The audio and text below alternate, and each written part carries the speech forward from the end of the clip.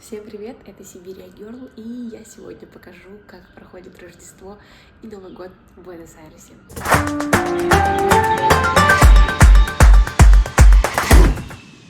Первым делом нужно привести себя в порядок. Так-то лучше. Теперь можно идти. На улице погода просто потрясающая, я считаю, до рождественского дня, поэтому одеваемся не тепло и выходим на улицу.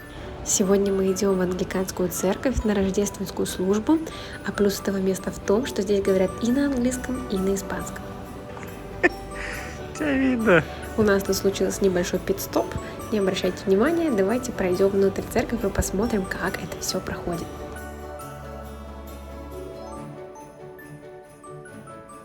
Как вы знаете, Аргентина – это в основном католическая страна, где 89% населения католики, но остальные 8% – это протестанты.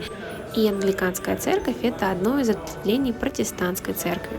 Служба проходит следующим образом. Пастор говорит свою проповедь на испанском языке. Это часто дублируется на английский язык, если они видят, что в зале сидят те, кто не говорят на испанском. В этой церкви не очень много прихожан, поэтому они знают всех в лицо, кто говорит, кто не говорит. И даже если это один человек, они специально для него будут переводить.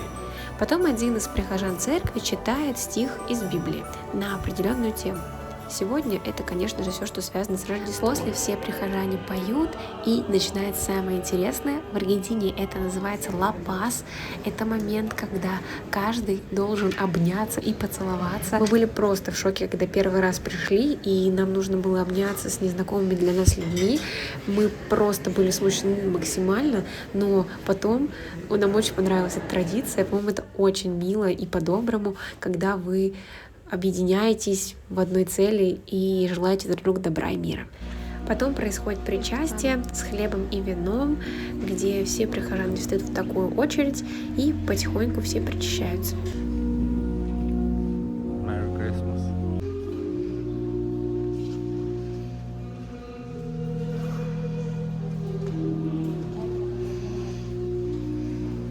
И после воскресной службы обязательно приглашают на кофе и чай, но так как сегодня особенный день, Рождество, сегодня не просто кофе и чай, сегодня полноценный обед, в котором мы тоже приняли участие и принесли холодец, оливье, малосольные огурчики и домашний хлеб.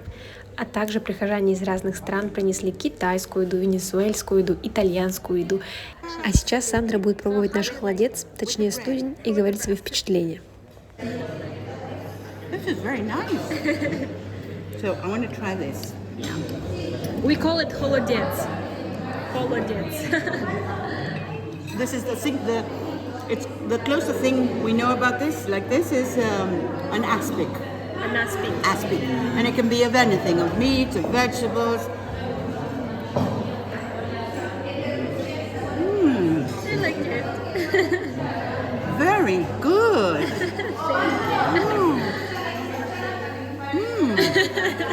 I'm happy to hear that. Aspic, sí. Sí. Aspic. El pepino en la provincia de Misiones, que lo hacen, me encanta.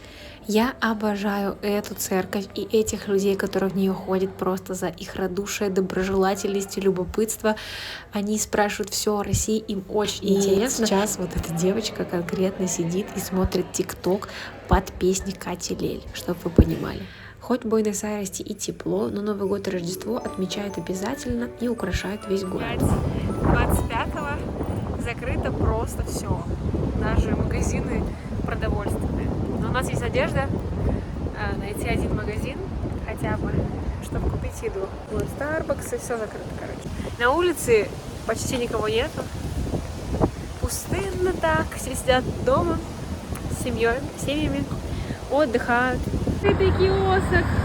Киоск! Ура! Я не могу поверить в то, что все говорят киоск. Типа, я же не могла просто сама это придумать и говорить киоск. Напишите, пожалуйста, кто говорит киоск тоже.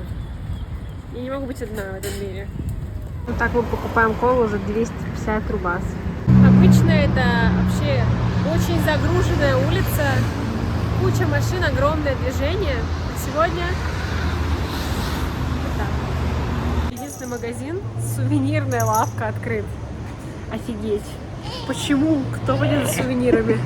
Может быть, туристы, которые приедут именно на Новый год, на Рождество. Но в этом есть же есть какая-то романтика. Идешь, никого нету. Спокойно. Вот, а мы идем в Мак в надежде, что поедим там мороженое и вообще он будет открыт. Вот еще одно кафе закрытое. Просто собираем. Киоски вот открыты. Я пытаюсь произносить правильно. Ну нет, тут как бы поживее уличка. Киоски из 90-х. Еще один киоск работает. Еще один киоск. Вот И еще один. киоск. И лавка сувенирная там. Да.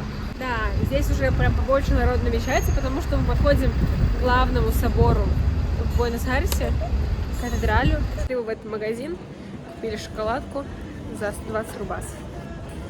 Ну, это, короче, так дорого вообще-то. Ну, что поделаешь. Сахар, он не отпускает.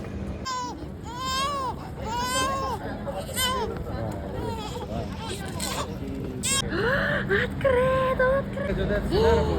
И бугай работает.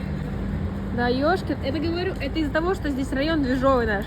Прикол в том, что это у нас микроцентр, район, а все мои подруги живут в Палермо, у них вообще ничего не работает, ни Starbucks, ничего. А у нас работает, да. Но знаете, я думаю, еще это потому, что мы находимся рядом с кафедралем, а это самый главный собор в Буэнос-Айресе, и поэтому сюда приходит много людей на Рождество, и поэтому они такие, ладно, откроемся, чтобы заработать прибыли.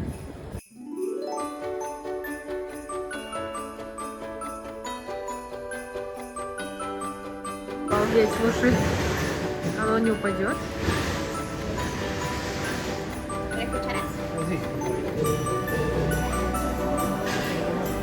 Кафедральный главный собор Аргентины находится позади меня, и получается так, что он закрыт в Рождество.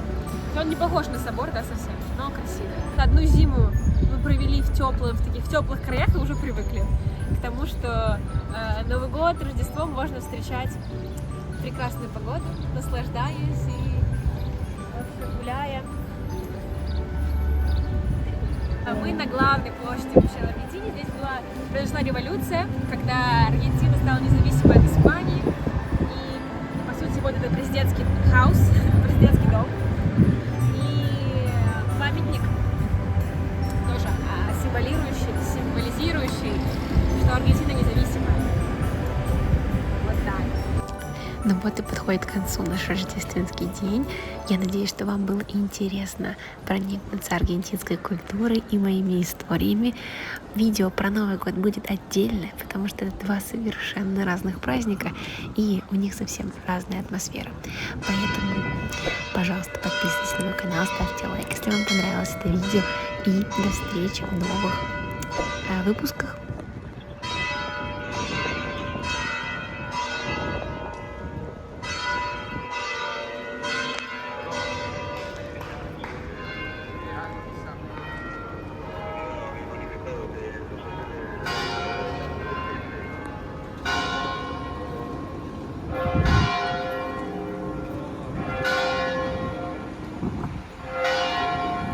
Жаль, когда колокола звенят, это просто такой special moment.